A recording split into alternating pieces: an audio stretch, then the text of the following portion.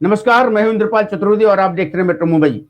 मुंबई में लगातार मरीजों की संख्या बढ़ती ही चली जा रही है। 22,000 के पार आंकड़े हो चुके हैं। मुंबई पूरे हॉट स्पॉट बना हुआ है, पूरे देश में एक वुहान बन चुका है। आखिर ऐसी स्थिति मुंबई में क्यों आ रही है?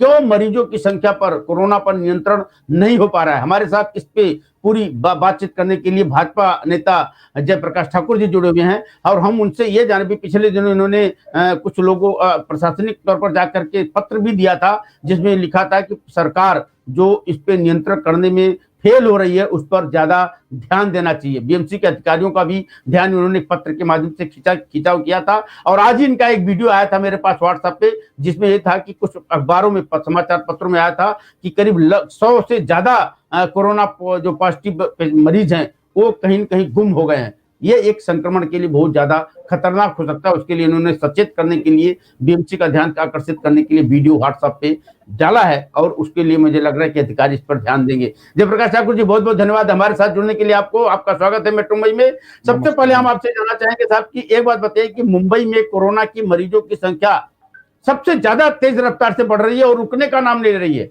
पहले 100-200 से बढ़ते थे, फिर 400-500 बढ़ना चालू हुए, 1000 तक, अब 1500, 2000 तक बढ़ना चालू हो गए। क्या यह सिलसिला रुकने वाला नहीं है? इसकी वजह क्या है? मुंबई हॉट स्पॉट पे है, आपने एकदम सही बोला। और आज के डेट में मुंबई जैसे शहर में, सिर्फ मुंबई की मैं बात करूं तो 22,800 से अधिक पॉजिटिव पेशेंट मुंबई में मिले हैं। और आपकी जानकारी के लिए आज तक 800 कैजुअलिटी हुई, मतलब 800 लोगों की डेथ हुई है। और तो ये बहुत ही गंभीर विषय है मुंबई जैसे शहर में जी। और जिस तरह से पेशेंट बढ़ रहे हैं, और आपने सही कहा कि एक एक दिन में 1500 पेशेंट अगर मिल रहे हैं तो हमारे लिए बहुत खतरे की घंटी है। मुझे लगता है कि जिस ढंग से लॉकडाउन का पालन होना चाहिए या सरकार ने पालन करवाना चाहिए, दोनों में हम फेल रहे हैं और लोग आराम से घूम रहे हैं और इसकी तरह संक्रमण फैल रहा है। और ज़्यादातर स्लम में अगर हम जाएं तो स्लम में लोग नज़दीक नज़दीक रहते हैं, कॉमन शौचालय है, तो उसके कारण मुंबई जैसे शहर में बहुत तेज़ी से बढ़ रहा है। और मुझे लगता है कि सरकार जितना ध्यान देना चाहिए नहीं दे रही है। मैं ऐसा कहूँ कि सरकार फेल्योर है तो भी कोई अतिशयोक्ति नहीं होगी। तो इसके लिए मैं आपको बताना चाहता हूँ कि हम सब ने इस पर सीरियसली ध्यान देना चाहिए। नहीं, आप इसके लिए पूरी तरीके से जिम्मेदार सरकार को मानते हैं या प्रवासी मजदूरों का कहीं कहीं अफवाहों में पड़ करके भीड़ का एकत्रित हो जाना मानते हैं, या जनता की लापरवाही, मुंबईकरों की लापरवाही मानते हैं, या बीएमसी प्रशासन की लापरवाही? चारों में से किसके ऊपर सवाल? फिर से रिपीट करेंगे, थोड़ा आवाज रहेगा। मैं ये बोल रहा हूँ कि आपने बताया कि इसमें कहीं ना कहीं हम फेलियर हो रहे हैं।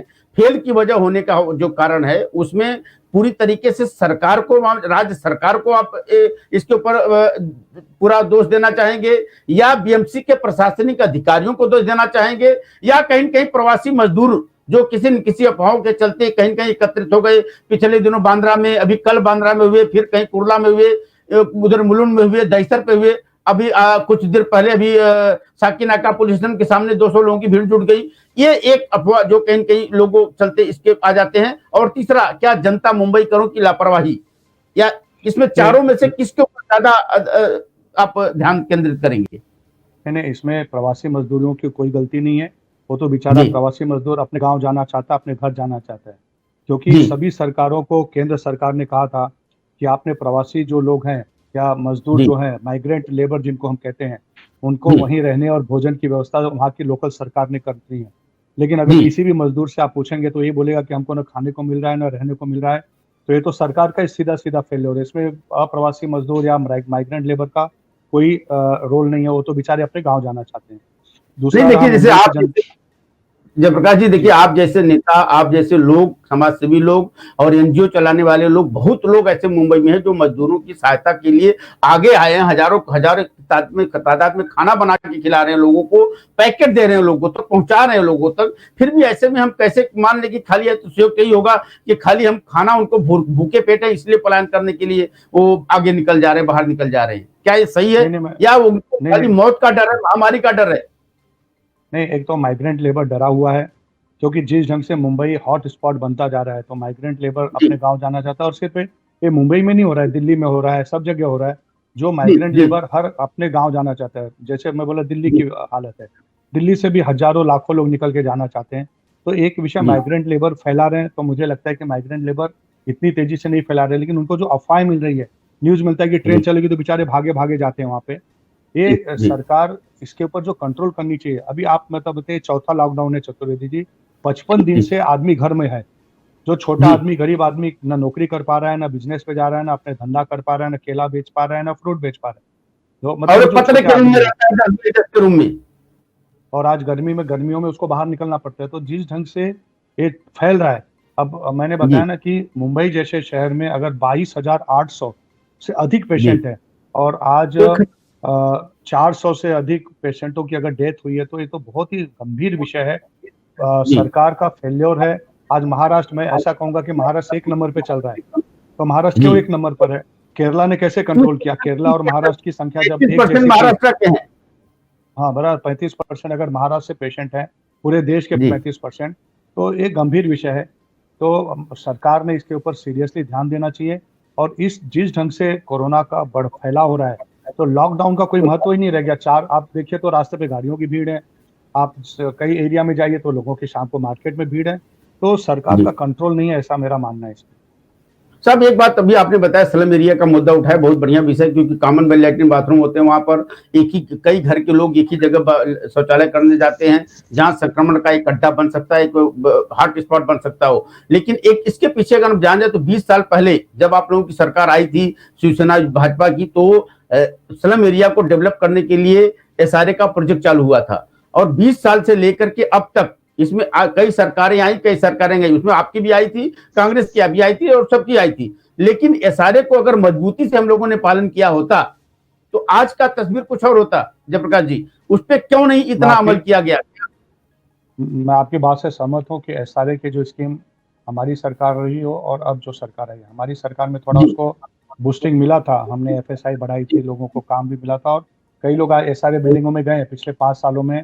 मैं अगर हम तो गोरेगांव में है, लेकिन गोरेगांव में देखे तो कई SRA बिल्डिंगों में लोगों की शिफ्टिंग हुई है। मैं मानता हूँ कि स्लम उतनी तेजी से खत्म नहीं हो रहा है जितना खत्म होना चाहिए या बिल्डिंगों में जाना चाहिए।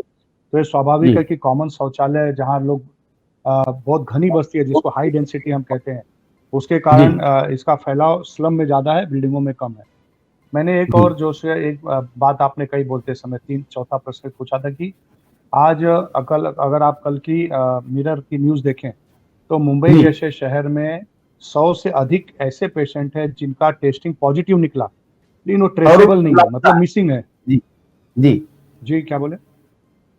वो लापता है तो ऐसे, हाँ लापता समझे, ट्रेसेबल नहीं है समझे, या मिसिंग है, जो भी उसका शब्द हम यूज करें। तो ऐसे लोगों को, अगर ये 100 लोग मुंबई में हैं, तो आप सोचिए कितना बड़ा खतरा मुंबई के लिए है। अगर 100 लोग बाहर गए मुंबई के, तो और कितने लोगों में बीमारी फैलाएंगे।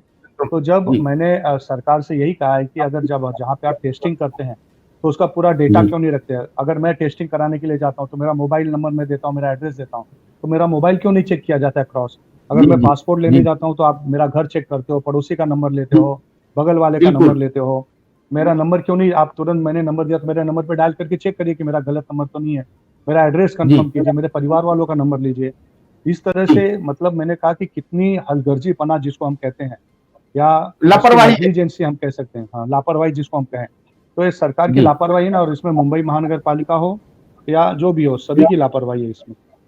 जी अच्छा, एक चीज हम यहाँ पे, आप तो मेडिकल विभाग से जुड़े हुए भी हैं, स्वास्थ्य संबंधी आपको ज्यादा जानकारियां होंगी। मैं ये जानना चाहता हूँ साहब, जयप्रकाश जी साहब, की एक बात बताइए कि जब लोग बीमार होते हैं तो डॉक्टरों के पास तो चल के जाते हैं, हॉस्पिटल में खुद एडमिट होते हैं। ये कोरोना जैसी महामारी, कोरोना की जब महामारी उनको पता भी चलती है तो लोग हॉस्पिटल से भाग क्यों जा रहे हैं? क्या इसका वजह है कि कहीं हॉस्पिटल में असुविधा, या उनको कहीं कहीं तकलीफ, बाहर से कहीं उनको हॉस्पिटल में ज्यादा कैद खाना लग रहा है? क्या वजह है कि अगर लोग खुल के चल के जाना जाएं, खुल के चेक करवाने लगे और हॉस्पिटल में एडमिट होने लगे, तो हमें लगता है कि सरकार को भी ज्यादा सहूलियत मिलेगी और लोगों को भी सहूलियत मिलेगी। लोग भाग रहे हैं, जान बचा के भाग रहे हैं, तो मौत से ज्यादा खतरनाक लोग हॉस्पिटल में महसूस कर रहे हैं, ऐसा क्यों?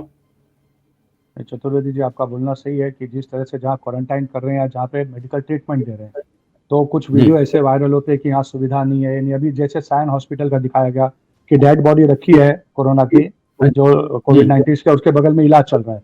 फिर सायन हॉस्पिटल के दिखाया गया कि एक ही बेड पे 2-2 लोग हैं। तो उसमें जनता जी की गलती ने लोग डर भी रहे हैं और घबराए हुए हैं जी कि जिस ढंग से डेथ हो रही है उनकी बॉडी नहीं मिलती है, उनके परिवार वालों जी को नहीं देते हैं, तो लोग डर के चेकअप नहीं कराना चाहते हैं। जो चेकअप कराते हैं वो डर के इधर-उधर भागने की कोशिश करते हैं। लेकिन मैं जी आपके माध्यम से जनता से अपील करना चाहता हूँ, इसमें घबराने की बिल्कुल ज़रूरत नहीं है। डेथ रेट कम है, जितना जी बीमारी के हिसाब से, लेकिन डेथ रेट है, उसमें कोई नकारा नहीं जा सकता। लेकिन लोग डर तो रहे हैं, इसमें कोई दो राय नहीं है। आपके जो मुद्दा है वो एकदम सही है। लेकिन आप भी जी अपील कीजिए, हम भी अपील करना चाहते हैं कि लोग चेकअप कराएँ, डॉक्टरों के पास जाएँ। अभी चतुर्वेदी जी जी आपने देखा होगा कि कई क्लिनिक बंद है, लोग चेकअप कराने के लिए जाना चाहते हैं तो डॉक्टर अवेलेबल नहीं है। तो हमने जी एक अलग से अपील निकाली है गोरेगाँव जी में जितने हमारे डॉक्टर हैं, और बहुत अच्छा रिस्पॉन्स मिला कि हम आपको पीपीई किट और सैनिटाइज़र ये सब हम आपको फ्री जी देंगे, आप आपका क्लिनिक बिल्कुल चालू सही। कीजिए। अब मेरे पास जी सैकड़ों एप्लीकेशन लोगों के आए हैं कि हम क्लिनिक चालू करना चाहते हैं, और कल से जी हम लोगों को पीपीई किट डॉक्टरों को और थर्मल जो मशीन है वो हमने मंगाई है, और वो जी आ गई तो वो भी हम साथ में उनको दें और सैनिटाइजेशन के लिए देंगे। तो लोगों को अपील करिए कि लोग डरिए नहीं, डॉक्टरों के पास चेकअप कराएँ।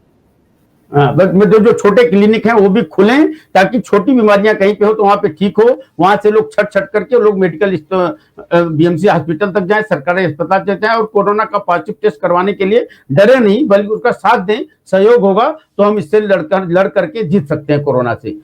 अब और एक बात चतुर्वेदी जी, आज हम लोग डायलिसिस सेंटर, एक हम लोग डायलिसिस सेंटर चला रहे हैं पिछले 15 साल से। आज करीब जी 120 पेशेंट की रोज डायलिसिस हमारे यहाँ डायलिसिस होती है। उसमें भी जी पेशेंट हमारे पॉजिटिव निकले तो हमने उनका प्रिकॉशन लिया, उनको तुरंत चेकअप कराया, और फिर 3 दिन हमने हॉस्पिटल बंद रखा, फ्यूमिगेशन किया, फिर चालू किया। तो कहीं न कहीं देखिए, ये बीमारी आई है तो इससे डरने की ज़रूरत नहीं है। हम डरेंगे कैसे और कैसे काम चलेगा? हमको इसका जी फेस करना पड़ेगा, हमको लड़ना पड़ेगा, लोगों के बीच में जाना पड़ेगा। अभी दूसरा भी आपने देखा था, जो माइग्रेंट लेबर है, बीच में विषय निकाला जी तो रह गया। कल करीब परसों 1800 लोगों को गोरेगाँव से हम लोगों ने स्टेशन पे छोड़ने की व्यवस्था पुलिस के माध्यम से की। उनको भोजन जी दिया, उनको पानी दिया, उनको नाश्ता दिया। रोज़ 600, 800, 300, 500 रोज़ गोरेगाँव से माइग्रेंट लेबर को बस द्वारा, मैं मुंबई पुलिस का भी धन्यवाद करता हूँ, मुंबई महानगर पालिका का भी इस मामले में, इस काम में, मुंबई पुलिस का, जी कि वो काफ़ी मदद कर रहे हैं। मतलब यही व्यवस्था अगर और कुछ दिन पहले हो गई होती तो मुझे लग रहा है कि जो पैदल मजदूर गए, लोग हादसे हुए, हादसा का शिकार हुए, शायद उससे बचा जा सकता था अगर ये व्यवस्था जी, पहले सही बात है। और मुझे लग रहा है कि और मजदूर इतना हतोत्साहित भी नहीं होते। और जहां जहां पैनिक पैनिक देखिए, पैनिक इसलिए बनाया गया जयप्रकाश जी कि मुझे लग रहा है कि जैसे अगर एक बिल्डिंग में कोई पेशेंट पा रहे हैं तो पूरी बिल्डिंग को बिल्डिंग सील कर दिया जा रहा है।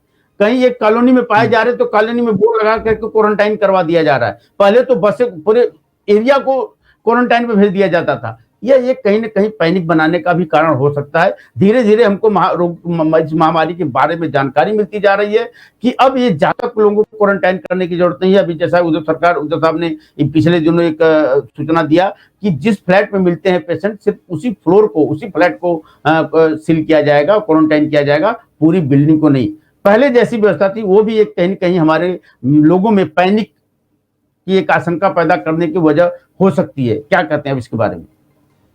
ये जो सही बात है कि पैनिक अभी गाइडलाइन बदली गई है, मुंबई महानगर पालिका ने अपनी गाइडलाइन बदली है, सरकार ने बदली जी है, और जी गाइडलाइन के अनुसार अभी पूरी एरिया या पूरा बिल्डिंग क्वारंटाइन नहीं करते हैं, वो फ्लोर जी करते हैं। कैसा होता है कि कोई नई बीमारी आती है तो उसके धीरे-धीरे एक-एक चीज़ सिम्पटम मालूम पड़ता है, उसमें क्या प्रिकॉशन लेना चाहिए।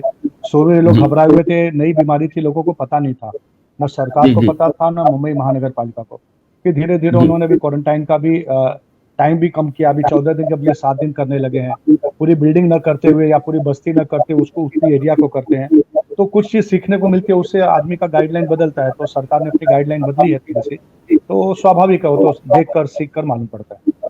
जी थोड़ा सा हम ध्यान खींचना चाहेंगे यूपी की ओर कि वहां पर बसों को लेकर के प्रियंका गांधी ने बसों का तांता लगाने की बात कही, चिट्ठियां भी गलत बोली गई, एफआईआर भी दर्ज हुए, राजनीति चालू हो गई बंगाल से लेके दिल्ली तक। क्या ये हमारे माइग्रेंट लोगों पर, प्रवासी मजदूरों को लेकर के जो मजबूर हैं, लाचार हैं, बेबस हैं, उनको लेकर के इस तरह की राजनीति सही लगती है साहब?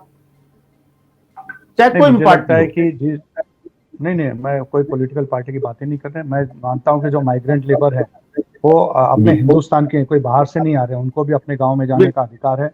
उनकी जो सुविधाएँ सरकार को करना है, वो करनी चाहिए। अब उसके बस को लेकर अगर राजनीति होती तो आज मैंने देखा कि ये सिर्फ उत्तर प्रदेश में क्यों हो रहा है, राजस्थान में भी कांग्रेस की सरकार है, महाराष्ट्र में कांग्रेस की सरकार है, जहां जहां कांग्रेस की सरकार है वहां क्यों नहीं बसेस दे रहे हैं, यहाँ से बसेस क्यों नहीं महाराष्ट्र से लेकर उत्तर प्रदेश भेज रहे हैं। तो एक राजनीतिक ढंग से, तो मैं उत्तर प्रदेश की राजनीति पे ज्यादा कमेंट्स इसलिए नहीं करूंगा क्योंकि मेरे को वहाँ की एक्चुअल स्थिति वहाँ की नहीं है। मैं महाराष्ट्र मुंबई में हूँ इस समय, तो मुंबई की स्थिति मैं प्रैक्टिकली देख रहा हूँ। उत्तर प्रदेश का जो टीवी पे हम देख रहे हैं उतना ही मुझे समझ में आ रहा है, लेकिन इन मजदूरों को लेकर या माइग्रेंट लेबर को लेकर किसी पार्टी ने कोई इस तरह की राजनीति नहीं करनी चाहिए, ऐसा मुझे लगता है।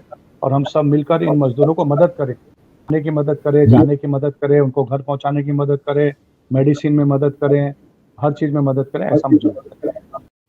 एक चलते चलते हम सवाल एक वही पूछना चाहेंगे कि माइग्रेंट मजदूरों को यहाँ से भेजने की, हम तो पहले अप्रवासी मजदूर का हम नहीं बात करके हम उनको सिर्फ भारतीय मजदूर बोले तो अच्छा है, क्योंकि उनको लगता है कि हम कहीं न कहीं पराया हो जा रहे हैं। भारतीय मजदूर हैं, हमारे देश के मजदूर, हमारे अपने हैं। उनको जब हम कहीं यहाँ से भेज रहे हैं, शहरों से पलायन हो रहा है उनका, और कल को जाकर के जब हम लॉकडाउन की स्थिति से थोड़ा ढिलाई में आएंगे, उद्योग खोले जाएंगे, फैक्ट्रियां खोली जाएंगी, कारखाने खोले जाएंगे, तो मजदूरों की कमी क्या हमारे आर्थिक व्यापार लाने में कहीं न कहीं खलेगा नहीं है?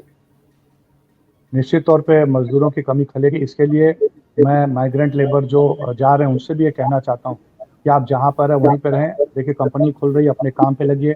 अभी मैं, जैसा आपने कहा ना कि माइग्रेंट लेबर के लिए यूपी बिहार जा रहे हैं, ऐसा नहीं है, कोकण जाने वाले भी जा रहे हैं, पश्चिम महाराष्ट्र वाले जा रहे हैं, मराठवाड़ा वाले भी जा रहे हैं।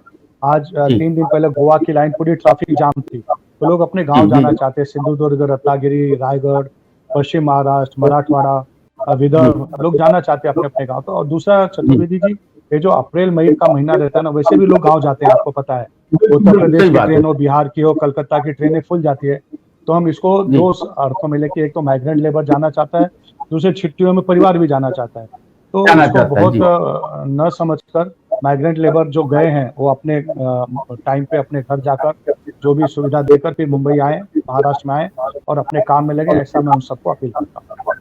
ठीक है, अब एक बात हम चलते चलते थोड़ा सा आप सजेशन दे दीजिए कि किस कोरोना महामारी जब कोई आपदा आती है तो हमें नई सीख भी देती है। मुंबई को हमको लगता है कि इस कोरोना से सीख लेनी चाहिए कि जो ये सारे प्रोजेक्ट इतनी मंदी गति से चल रहा था उसको पेचीदा बनाया गया था। चाहे बिल्डर परेशान हो रहा था, चाहे वहां के रहवासी परेशान हो रहे थे, गुटबाजी हो जा रही थी, लोकल नेता को खुश करो, प्रशासन सारे के अधिकारियों को खुश करो, इसमें बिल्डर भी कहीं न कहीं फंसता था। तो सारी बातें, सारे लोग परेशान हो जाते थे, जिसके चलते प्रोजेक्ट रुक जाते थे। इसको लेकर के कोई नई दिशा, नई राह बनानी होगी, जिसके चलते कोरोना का इस संकट से फिर ऐसी कोई आपदा आए, भगवान न कराए, लेकिन लोग 10 बाई 10 के कमरे में जब रहते हैं गर्मी में, आज 35 डिग्री सेंटीग्रेड मुंबई का तापमान है, वो घरों में कैसे कैद रहते हैं, इसको भी लेकर के उनको संभाल पाना बड़ा मुश्किल होता है। तो ये सारे को प्रोजेक्ट को एक नई दिशा कैसे मिले, इस पर भी विचार करने की जरूरत है। आपके हिसाब से कैसा होना चाहिए? नहीं, निश्चित तौर से जो गरीब आदमी है उसको अपना घर मिलना चाहिए, इस सारे के माध्यम से मिले, या वहाँ कोई बिल्डर, जो अगर प्राइवेट जगह तो बिल्डर प्राइवेट आए, जो भी उसका करना होगा। तो और ये भी सही बात है कि आज मुंबई में 38 डिग्री टेम्परेचर है, उसमें पतरे के रूम में 10 बाई 10 के रूम में 5 लोग, 8 लोग, 10 लोग परिवार के साथ नहीं रह सकते हैं। लेकिन सरकार ने इसके बारे में सीरियसली सोचना चाहिए, और सरकार किसी की भी हो, और जल्दी से जल्दी गरीब आदमी को, झोपड़ में पट्टी में रहने वालों को उनका घर मिले, उसमें कोई दो राय नहीं है। निश्चित उनको घर मिलना चाहिए और उसके लिए सरकार ने अच्छी योजना बनानी चाहिए। मैं आपकी बात और एक और चीज, हाँ, और एक और चीज हो कि झोपड़े का आपको तो घर मिले, लेकिन नए झोपड़े भी नहीं बने, इसके लिए बीएमसी अधिकारी को, बीएमसी को भी, जी बोलिए, कुछ बताइए। एकदम सही है, एकदम सही है कि नए झोपड़े न बने, उसके लिए सरकार ने ध्यान देना चाहिए, और सभी लोगों ने, हम सब मिलकर ध्यान दें कि नए झोपड़े ना आए, क्योंकि फिर से नहीं तो मुंबई की वही समस्या बनी की बनी रह जाती है। आपकी बात, बस मुंबई को झोपड़ा मुक्त बनाना है।